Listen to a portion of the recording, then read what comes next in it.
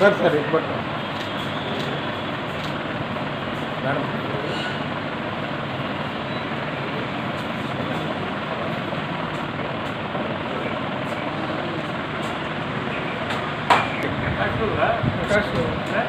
Sir ఇటువంటి sir madam అందరూ ఇటువంటి నా ఇటువంటి మేడం మేడం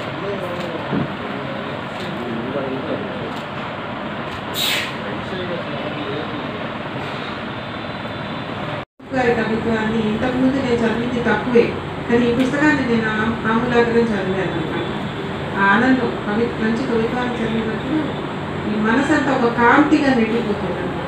అది అందరికీ అనుభవంలో ఉన్నది, కవితా ప్రేమికులందరికీ అనుభవంలో ఉంటుంది. ఇప్పుడు ఆప్త వాక్యాన్ని ఇలాంటి సందర్భాలు మరీ అవసరం అని చెప్పి నాకు అనిపిస్తుంది. ఈ సందర్భంలో ఈ అవకాశం నాకు కల్పించిన మిత్రులు రౌఫ్ గారికి నేను ముందుగా ప్రజలకు కాదు కానీ శుభాకాంక్షలు తెలియజేస్తున్నాను. ఆయన నిజానికి నాకంటే ముందుగానే చాలా ముందుగా కవితా రంగంలోకి అడుగుపెట్టారు. ఇస్మాయిల్ గారు ఆయనకి రక్త గురుపాదు సమానం. అట్లనే ఆర్ఎస్ సుభాష్ గారు ఇలాంటి గొప్ప వ్యక్తులతో రచయితలతో మరి చాలా ఆత్మీయ సంబంధం ఉంది. అట్లా పురాణం సుబ్రహ్మణ్యేశ్వర గారు కూడా ఆయన ఎంతగానో ఆత్మీయంగా ఆదరించి వారి కవితల్ని తొలి దశలో అప్పటి నుంచి చాలా కవితలు వారు ప్రశ్నించారు. దానికి అందుకు కూడా పురాణం వారిని మనం మెచ్చుకోవాల్సి. పథకాలు పేరుతోటి అప్పట్లో ఆంధ్రప్రదేశ్ వార్తలో చాలా కవితలు కొత్త కుర్రవాళ్ళు వేసుకుంటారు. అందులో కవిత పడితే చాలా ఆనందం కలిగింది. ఆ కవితలు కూడా ఇప్పుడు వచ్చింది. తర్వాత ఆయన శుక్రవారం గురించి కూడా నా ప్రదర్శన సొసైటీ డిస్కవరీ అది రాష్ట్రం నా కవితలో కాదు. ఆయన ఏది పంపించినా కూడా ఎక్కడ కూడా వ్యక్తి రాకుండా ఆయన ప్రోత్సహించారు. ఆయన ఎప్పుడు నేను ఒకసారి కలిసి ఆయన మాట పెళ్లి సందర్భంలోనే కలిసి కానీ ఆయన ప్రోత్సాహం అంటే ఇలాంటి వ్యక్తుల్ని లేదా కొత్త పొరవాళ్ళని కనిపెట్టి ప్రోత్సహించడం అనేది ఆ పెద్దవాళ్ళ యొక్క సౌజన్యంగా మనం భావిస్తాం. అట్లా ఇస్మాయిల్ గారి ఆత్మీయత లభించడం కూడా వారికి ముఖ్యంగా సాహిత్య రంగంలో చాలా మేలు చేసిందని చెప్పి నేను అనుకుంటాను. ఎందుకంటే తెలుగు సాహిత్య రంగంలో కల్మషరహితమైన సాహిత్యాన్ని మనం ఇస్మాయిల్ లాంటి వాళ్ళ కవిత్వంలో మనం చూడాలి. అది ఏ వాదాలకి చెందనటువంటి దానికి విప్లవవాదానికి కూడా వ్యతిరేకం. అయితే ఆయన కవిత్వాన్ని మనం చదివినట్లయితే తప్పనిసరిగా ఒక గొప్ప అనుభూతిని మనం పొందుతాం. అట్లనే ఆయన సాహిత్యం కానీ ఆయన ఉపన్యాసాలు కానీ ఇది కూడా పుత్తూరు కూడా వచ్చారు. మేము కలిసాము. తర్వాత కొద్దిగా ఉత్తర ప్రత్యుత్తరాలు ఒకసారి అల్లూరు రాజకుమార్ గారు డాక్టర్ గారు ఆమె రాజు డాక్టర్ గారు ఏంటంటే ఆమె చరణం మీద 2 రోజుల పాటు సదస్సులు నిర్వహించింది. ఒకసారి నేను వెళ్ళాను అన్నమాట. మొదటి రోజు నేను ఇస్మాయిల్ గారు చరణం మీద మాట్లాడాను. రెండవ రోజు కాత్యాయని చెప్పిన ఆర్ఎస్ సుదర్శన్ గారు వాళ్ళతో మాట్లాడారు. అది అద్భుతమైన సమావేశం. చాలా స్పాంటేనియస్గా ఇస్మాయిల్ గారు చరణ్ గారి గురించి చాలా మంచి విషయాలు, చాలా లోతైనటువంటి విషయాలు అవన్నీ తర్వాత ఉప్లేక్ గారు చేసింది. అది ఇప్పటికీ నా దగ్గర ఉంది. ఆ వ్యాసం కంపోజ్ కూడా చేసి పత్రిక పంపిద్దామని అట్లానే ఆగిపోయారు. అంటే అలాంటి వాళ్ళు కవిత్వ రంగంలో చాలా ప్రత్యేకమైనటువంటి కృషి చేసినటువంటి వాళ్ళు. మనం విడిగానే మనం చెప్పుకోవాలి. ఇస్మాయిల్ కానీ లేదా మో కానీ ఇలాంటి వాళ్ళు ఏ వర్గానికి ఏ వాదానికి కూడా వాళ్ళు కుదరదు, వాళ్ళు విమర్శనానికి కుదరదు. అట్లాంటి ఆ ధారలో వచ్చినటువంటి ఆ భావధారలో వెలువడినటువంటి మరొక వచ్చినటువంటి మన పాయగా మనం రౌఫ్ గారిని కూడా భావిస్తాం. అందుకనే వారి కవిత్వంలో నేను గమనించినంత వరకు చాలా నిశ్శబ్దమైన సహజమైన అనుభూతి కనపడదు. ఎక్కడ కూడా తెచ్చుకోగలతరం అనేది ఉండదు. ఎందుకంటే కవులు చాలామంది మనకు తెలుసు, మన చుట్టూ ఎంతమంది వందల వేల మంది రాస్తూ ఉంటారు. కవి కుటుంబం ఏంటడా అని నన్ను నినాదం రాపించారు. చాలామంది అపార్థం కూడా చేసుకుంటూ ఉంటారు. కానీ ఏంటి అని అంటే ఒక జనచర్యలాగా కవిత్వం రాసుకుంటూ కూడా ఒక సీనియర్ మోస్ట్ కవి, నాకు చాలా సీనియర్ మోస్ట్ కవి మా ఇంటికి ఒకసారి నన్ను తీసుకుని చూపించాడు అన్నమాట. పొద్దున్నే నేను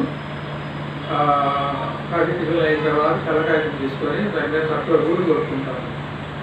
ఆ తర్వాత ఒక 20 లైన్లు 40 లైన్లు నేను రాస్తాను పూర్తిగా. ఆ తర్వాత కాస్త టిఫిన్ చేసి ఇంకా ఆఫీస్కి వెళ్ళిపోతాను. విద్యా కవిత్వం రాసే పద్ధతి అంటే అదంతా అంటే నా ఉద్దేశం ఏంటి, కవిత్వం దినచర్య కాదు, అది హృదయ చర్య. నీ హృదయం ఎప్పుడు స్పందిస్తుందో అప్పుడు నువ్వు కవిత్వం రాయాలి. అంతేగాని అది తెచ్చుకోవడంతో కూడుకున్నటువంటి కాదు. ఇంకా వచ్చిన కవిత్వం అంటే వచనం కాదు. వచ్చిన కవిత్వానికి చాలా చాలా తేడా ఉంది. తెలియనటువంటి వాళ్ళు లైన్లు ఎక్కడెక్కడ విడబట్టి వాళ్ళు ఇదే వచ్చిన కవిత్వం అని చెప్పి మన నెత్తి రుద్దుతూ ఉంటారు. ఆ కోవకి చెందకపోవడం రఘు గారి అదృష్టం, మనందరి అదృష్టం కూడా. ఆయన దాన్ని చాలా గొప్ప సాధన చేశారు కవిత్వం. ఆ నిశ్శబ్దమైనటువంటి అనుభూతి నాకు అందులో కనబడుతుంది అన్నమాట. అది మొదటి కవిత నందికొండ పిల్లగాడి దగ్గర నుంచి కూడా చేసిన ఆయన మర్చిపోకుండా తర్వాత సహజమైనటువంటి అనుభూతులు ఆయన చెప్తాం. వానల గురించి ఒక అద్భుతమైనటువంటి కవిత. అట్లనే వానలో పిల్లలు అదేనా, వానలో పిల్లల గురించి, పిల్లలు ఆడుకునేటటువంటి దాని గురించి మరొక కవిత రాసి. అంటే బాల్య అనుభూతులు మనం చాలా చాలా పోగొట్టుకున్నాం. ఆ వాళ్ళకు మళ్ళీ వెళ్ళినప్పుడు తిరిగి మనం పొందగలుగుతాం. అంటే ఒక రకంగా దాన్ని నాస్టాల్జియా అనుకోవచ్చు, కానీ ఇట్ ఈజ్ ఆల్సో నెసరీ. బాల్యం కూడా చాలా స్వచ్ఛమైనటువంటి బాల్యంలో మనం చాలా వరకు కల్మషాలకు దూరంగా ఉంటాము. కాబట్టి ఆ అనుభూతులను కూడా మనం ప్రజలపరుచుకున్నట్లయితే ఆ ప్రస్తుతానాన్ని కవిత్వంలో మనం కాపాడుకునే అవకాశం ఉంటుంది. నిజానికి గొప్ప కవులందరూ కూడా నిజానికి హృదయంలో వాడు పసివాళ్ళే. ఆ పసితనం ప్రభు కవిత్వంలో కూడా నాకు కనిపించింది. తర్వాత అట్లానే సౌందర్య గీతం ఆయన రాసిన, అట్లానే ఒక జలపాతం గురించో లేదా మరో కొండల గురించో ఆయన రాసిన, అట్లానే నది సముద్రం ఎట్లాంటి వాటి గురించి రాసిన, ఇస్మాయిల్ రాసిన 1000 కిలోల సముద్రం అని. అట్లా దేని గురించి రాసినా సరే చాలా అయినటువంటి అనుభూతి, ఎక్కడా కూడా తొడుపు గడుపు లేకుండా హాయిగా సాగేటటువంటి ధార అది మన ప్రాచీన కవుల్లో చిత్రంలో కనిపిస్తుంది. ఎక్కడ ప్రతి ప్రాసన కోసం తడుపుకోకుండా హాయిగా సాగిపోయేటటువంటి గుణం. అతని ఆధునిక కవిత్వంలో చాలా తక్కువ మందిలోనే ఆగమనం. అంటే ఫ్రీగా సాగేటటువంటి లక్షణం కవిత శ్రీశ్రీ కవిత్వం. మరికొన్ని వేరే కవితలు చదవండి, విశ్వశ్రీస్ లాంటి వేరే. కానీ కట్టి వాటికి భిన్నంగా కవితలో బ్రహ్మాండమైనటువంటి ఆవేశపూరితమైనటువంటి నాకు ఇష్టమైన మాట, నిసర్గమైనటువంటి భావదాన చాలా సహజంగా అట్లా వెళ్ళిపోతుంది అన్నమాట. దానిలో మనం కొట్టుకుపోతాం అంటే అట్లాంటి సహజమైనటువంటి ఆ భావధారణ, ఆ తెచ్చుకోతనం లేకుండా రాసినటువంటి లక్షణం ఇందులో భావకల్ప స్థాయిలో ఉన్నాయని అనిపిస్తుంది. ఎందుకంటే వీరి గురువు గారు ఇస్మాయిల్ గారి గురువుగా భావించేవారు సస్యశాస్త్రి గారు. అది ఆ భావాలను సస్యశాస్త్రి గారు, ఇస్మాయిల్ గారు, తర్వాత రౌఫ్ గారు, వసంతున్నారు. సరే, ఇస్మాయిల్ గారికి చాలా అనుబంధం ఉంది రౌఫ్ గారు కాకినాడలో చదివారు. మా గురువు గారు రాజారాం గారు కూడా కాకినాడలో చదివారు. ఆయన చూడకపోయినా కానీ ఒకరినొక రోజు దాదాపు పంచుకునేవారు అన్నమాట కాకినాడ. ఎవరు ఇస్మాయిల్ గారు, రౌఫ్ గారు. అంత ప్రేమ అనుబంధం అన్నమాట. అందుకనే ఇస్మాయిల్ గారి కవిత్వం గురించి, ఆయన జీవన శైలి గురించి కవితా సంపద వివరించారు. నది కాలం అతడందుకు ఒక అద్భుతమైన కవిత్వం. ఒక వ్యక్తిని గురించి, ఒక కవిని గురించి అంతగా రాయవచ్చా అని అనిపించేంత అది ఒక సుదీర్ఘ కావ్యం అన్నమాట. చాలా గొప్ప కవిత్వం రాశారు. ఆయన తాను అభిమానించే, తాను గురువుగా భావించే ఇస్మాయిల్ గారికి అది ఒక గొప్ప కానుక అన్నమాట. చిరస్మరణీయ కానుక భావిస్తున్నాను. చెప్పారు శివశంకర్ గారు, చాలా పుస్తకం కూడా. అయితే ప్రభుత్వ గారు ఆయన వ్యాసాలు కూడా రాశారు అని చెప్పారు. ఈ వ్యాసాల్లో అజంతా బాబు గురించి కాకుండా హనుమయ్య గారి గురించి కూడా అద్భుతమైన వ్యాసం రాశారు. విభావరి యుగోదయంలో నా ప్రార్థన అని చెప్పి రాశారు. మీరు చూస్తే దేవులపల్లి కృష్ణశాస్త్రి, ఇస్మాయిల్, విభావరి వీళ్ళందరి ప్రభావాలు కూడా ఇంకా ఈ పుస్తకంలో కనిపిస్తాయని చెప్పి నేను అనుకుంటున్నాను. అది వాళ్ళు అంగీకరిస్తారు లేదని అంటే హనుమయ్య గారి కవిత్వం గురించి నేను తెలుసుకోవాలంటే మా శివప్రసాద్ దగ్గర అద్భుతమైన కవితా సంస్థలు దొరుకుతాయి కూడా. అది మీరు ఎవరైనా తీసుకోవచ్చు. సరే, ఈ పుస్తకాన్ని 1992లోనే రచించారని అనుకోనుంటారు. ఎందుకంటే ఆర్ఎస్ సుదర్శన్ గారు అప్పుడు ముందు మాట్లాడారు. ఆ తర్వాత కమ్యూనల్ హై స్కూల్ కోసం 2023లో రాశారు. శ్రీశ్రీ కూడా తెలంగాణ చేత 1940 జూలైలో ముందు మాట్లాడించారు. అయితే 1950లో కానీ అది అర్థం కాదనమాట. అంటే దాదాపు ఒక 2 దశాబ్దాల ఆలస్యంగా ఈ పుస్తకాన్ని తీసుకోగలుగుతారు మన రౌత్ గారు. ముందు చూస్తే ఇంకా బాగుండేది. అయితే రౌత్ గారిని గురించి నాకు మొట్టమొదటి ఒక ఇదేంటంటే ఆయన ఎందుకో కానీ నా ఆఫీసులో నర్సరాపేట పడింది అనమాట. ఆయన నర్సరాపేట ఉండే వైద్యు గారిని అనుకొని అట్లా అయితే చాలా కాలం కాంటాక్ట్ ఏర్పాటు చేసుకోలేకపోయినా వాటి నేను. తర్వాత నది అసలు ఆ కవిత్వం చదివిన తర్వాత మా పిల్లలు రాజారాం గారు అమ్మాయి వాళ్ళందరూ చెప్పిన తర్వాత చేసిన కాంటాక్ట్లో రావడం, వైద్య సలహాలు, సహాయం తీసుకోవడం ఇవన్నీ జరుగుతున్నాయి అన్నమాట. దీనిలో ఆంధ్రజ్యోతి దీపావళి స్పెషల్ సెంటర్లో, ఆంధ్రజ్యోతి వారపత్రికలో గమనించే వాళ్ళకి ఆయన చాలా పరిచయిస్తారు.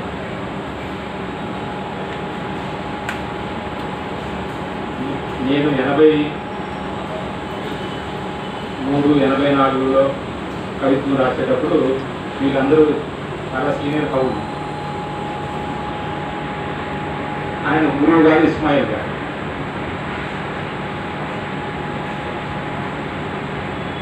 నాకు 20-22 ఏళ్ళ వయసులో ఉన్నప్పుడు ఇస్మాయిల్ గారికి ఒక ఉత్తరం రాసి ఆయన దగ్గర నుంచి ఒక పుస్తకం కొట్టేశాను.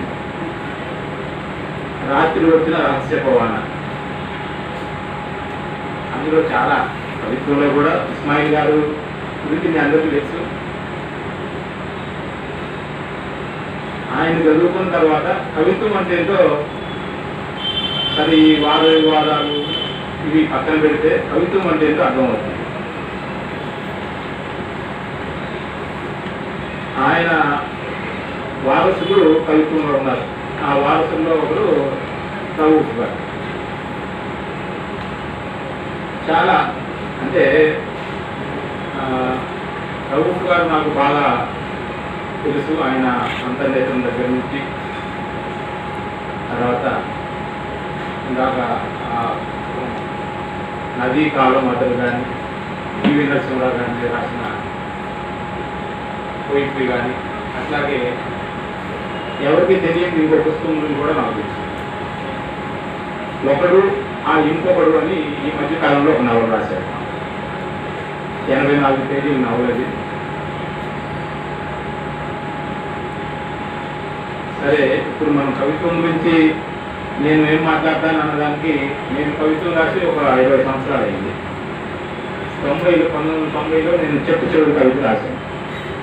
మరి 24లో కవిత్వం గురించి మాట్లాడాలంటే 24 దాకా వచ్చిన కవిత్వం గురించి నాకు తెలిసి ఉండాలి నిజానికి. నాకెందుకో ఈ మధ్య కవిత్వం చదవాలన్నా కాస్త ఇబ్బందిగానే ఉంటుంది. ఈ మధ్య అంటే ఈ గత 5-6 సంవత్సరాలుగా వచ్చే కవిత్వాన్ని చూస్తుంటే మరి నేను దాని నుంచి దూరం అయ్యానా, లేకపోతే కవిత్వమే పాట నుంచి దూరం అయిందా, ఆ పాట కానీ ఆ చెప్పే విధానం కానీ అట్లా చూస్తున్నప్పుడు రౌఫ్ గారి పుస్తకం చూశాను, చదివాను. ఇదేంటి నేను రాసినట్టుగానే ఉన్నాయో ఈ కవితలన్నీ. ఎందుకంటే మరి ఈ 5-6 ఏళ్ళ నుంచి నేను కవిత్వాన్ని దూరం కావడం, ఇవాళ ఆయన కవిత్వం పుస్తకం జరుగుతుంటే చాలా దగ్గరతనం ఎందుకుంది ఇట్లా. బహుశా 80లో వచ్చినటువంటి ఆ కవిత్వ ధోరణులు ఉన్నాయో, కవిత్వ నిర్మాణం కానీ కవిత్వ ధోరణులు కానీ దాన్ని మేము ఫాలో అయ్యాం. మేము దానితో ప్రయాణం చేశాం. ఒక 10-12 సంవత్సరాల పాటు నేను కూడా ప్రయాణం చేశాను. మెట్టుకొని ఒక కవిత్వ పుస్తకం తీసుకొచ్చాను. ఇక్కడే ఉన్నారు, ఇందాక ప్రస్తావన గురించి కవితలో కొంతమంది మాత్రమే 2 కవితలు ఉన్నాయి. అందులో నేను ఒకటి. అందరివి ఒక్కొక్క కవితలు లేవి, 2 కవితలు ఉన్నాయి ఒక కవితలో. అట్లా కవిత్వంతో ప్రయాణం చేసిన తర్వాత ఇవాళ కవిత్వాన్ని ఎట్లా ఎందుకు ఆస్వాదించలేకపోతున్నాను చూస్తే, నిజానికి కవిత్వానికి భాష చాలా ముఖ్యం. ఆ భాష నిర్మాణం చాలా ముఖ్యం. మన తెలుగులో కొంతమంది కవులు ఉన్నారు, ముఖ్యంగా మాతృభాష కానటువంటి రౌఫ్ గారు ఎందుకు నన్ను ఆకట్టుకున్నారు. ఆయన ఇంట్లో మాట్లాడేది ఉర్దూలో ఏదో మాట్లాడతారు, కానీ తెలుగులో ఇంత అద్భుతంగా తెలుగు భాషలో ఒక కవిత్వ నిర్మాణాన్ని ఆయన ఎట్లా చేయగలిగాడు, అది నన్ను ఎట్లా ఆకట్టుకుంది అని నాకు నేనే ప్రశ్న వేసుకుంటే, బహుశా అది భాషకు సంబంధించి కాదేమో. భాష మనం ఇంట్లో ఏది మాట్లాడుకున్నా కూడా కవిత్వం మీద ప్రేమ, కవిత్వ నిర్మాణం మీద శ్రద్ధ అనుకుంటే మనకున్నారు. ఆదర్మ వైద్యులు ఉన్నాడు, పుట్టుమచ్చను ఒక అద్భుతమైన కవిత రాశారు. అట్లాగే ఖదీర్ బాబు అద్భుతమైన వచనం రాస్తున్నాడు కథల్లో. మనకి ఇస్మాయిల్ గారు ఇందాకే చెప్తున్నాం. అట్లాగే స్మైల్ ఖాళీ సీసాలు మీ అందరికీ తెలిసే ఉంటుంది. మరి వీళ్ళకి ఎవరికి కూడా ఇంట్లో మాతృభాష తెలుగు కాదు, కానీ వీళ్ళు అద్భుతమైన సాహిత్యాన్ని మనకు అందించారు. బహుశా ఆ పౌరులకి రౌఫ్ గారు అన్నది కానటువంటి, ఆమె మాతృభాష కానటువంటి భాషలో ఇంత గొప్ప తెలుగు కవిత్వాన్ని అందించడం నిజంగా మనందరం కూడా అభినందించాల్సిన. 92లో తను రెప్పల కిటికీ రెక్కల మధ్య అని నా హ్యాండ్ రైటింగ్తో ఒక పుస్తకం వచ్చింది. ఆ పుస్తకం చదివి ఆర్ఎస్ దర్శనం గారు ఆయనకి ఇష్టమైన కవితల్ని కోట్ చేస్తూ నాకు ఒక సుదీర్ఘమైన ఉత్తరం రాశారు. ఆ ఉత్తరాన్ని పుస్తకంలో ప్రచురిస్తూ ఆ కవితల్ని అనుబంధంగా చివరిలో చేర్చడం జరిగింది. ఇవన్నీ ప్లస్ పాయింట్స్ అండి. ఆ తర్వాత ప్రాతస్మరణీయులు పరుచూరి రాజారాం గురించి వెనుగొండ గారు ప్రస్తావన తీసుకొచ్చారు. రాజారాం గారు, ఇస్మాయిల్ గారు వాళ్ళ ఇద్దరు స్నేహం గురించి నేను ఒక కవితలో రాశాను. ఏ వాదాలు లేకపోతే సిద్ధాంతాలు, భావజాలాలు వ్యక్తుల్ని విడదీయవు. వాళ్ళ మధ్య ఉండే ఆ ప్రేమకి మానవ సంవేదనలు, ఆ తర్వాత హృదయంలో ఉండే ఆత్మీయ భావనలే కానీ సిద్ధాంతాలు అవి మనుషుల్ని వేరు చేయవు అనే భావాన్ని వ్యక్తీకరిస్తూ రాసిన పోయాం అనమాట. పరుచూరి రాజారాం గారు ఇస్మాయిల్ గారి దగ్గర నా అంతర్నేపం పుస్తకం ఇస్మాయిల్ గారు రాజారాం గారికి ఇచ్చారు. రాజారాం గారు గవర్నమెంట్ రంగరాయ మెడికల్ కాలేజీలో ఫస్ట్ బ్యాచ్, మాది 25వ బ్యాచ్ 1982. ఎంబీబీఎస్లో ఫస్ట్ ఇయర్లో ఉన్నాను. 83లో నా పుస్తకం వచ్చింది. రాజారాం గారు ఆ పుస్తకం చదివి ఉండబట్టలేక మేము వెతుక్కుంటున్నాం. వచ్చి ఇక్కడ ఎవరు రఘుపై చెప్పేసి అలాంటి సహృదయత, మంచితనం ఉన్న డాక్టర్ రాజారాం గారితో 2001లో ఆయన అమరులు అయ్యే రోజు కూడా కొనసాగింది. ఆయన క్లినిక్కి ఎదురే నా క్లినిక్ కూడా ఉండేది. రఘుసు నాలాంటి వాడేనయ్యా, బాగా చూస్తాడు, మంచి కుర్రాడు అని చెప్పేసి ఆయన చాలా మంది పెట్టిన నా దగ్గర పంపించేవారు. 2001లో పరుచూరి రాజారాం గారు మేము ఒక డయాబెటీస్ ఎగ్జిబిషన్ కండక్ట్ చేసినప్పుడు కొన్ని వ్యాధులు, డయాబెటీస్ సంబంధంగా వాటి గురించి మాట్లాడమని చెప్పి అడిగినప్పుడు చర్మ వ్యాధులు డయాబెటీస్లో ఏవైతే వస్తాయో దాని గురించి మాట్లాడాల్సిన సందర్భం అన్నమాట. ఆ ముందు రోజే వారు మరణించడం అనేది చాలా బాధాకరమైన విషయం, నాకు ఇప్పుడు గుర్తుంటుంది.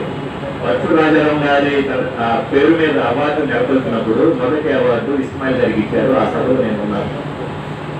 ఇస్మాయిల్ గారు ఆ సభకి యాక్చువల్గా ఏంటంటే నేను ఒక 40 ఏళ్ళు కవిత్వం రాయల. 92 తర్వాత మళ్ళీ 2016, 17 ప్రాంతాల దాకా నేను కవిత్వం రాయలేదు, కవిత్వం జోలికి పోలేదు. మళ్ళీ ఇస్మాయిల్ గారి మీద నదీ కాలం అదరు అనే పుస్తకంతో మళ్ళా రాయడం మొదలుపెట్టాను.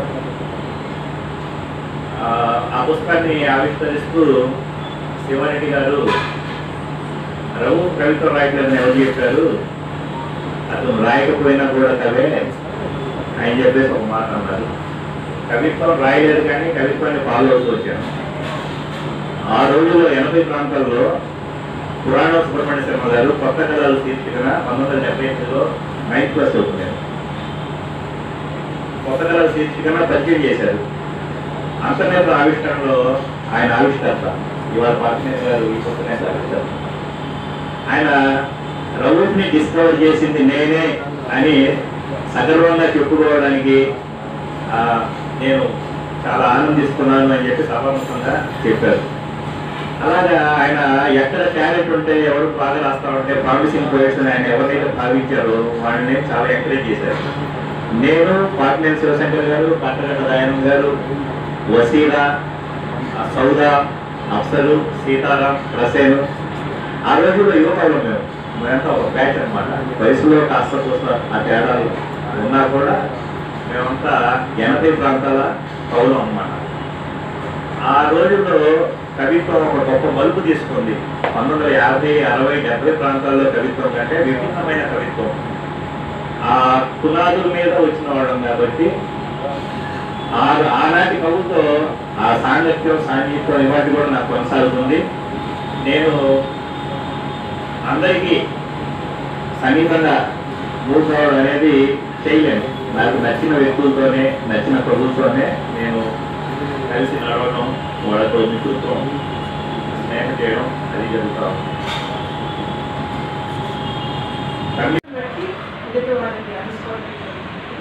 ఆధునిక తెలుగు కవిత్వానికి ఉన్నతమైన ప్రమాణాలను ఆధునిక కవిత్వంలో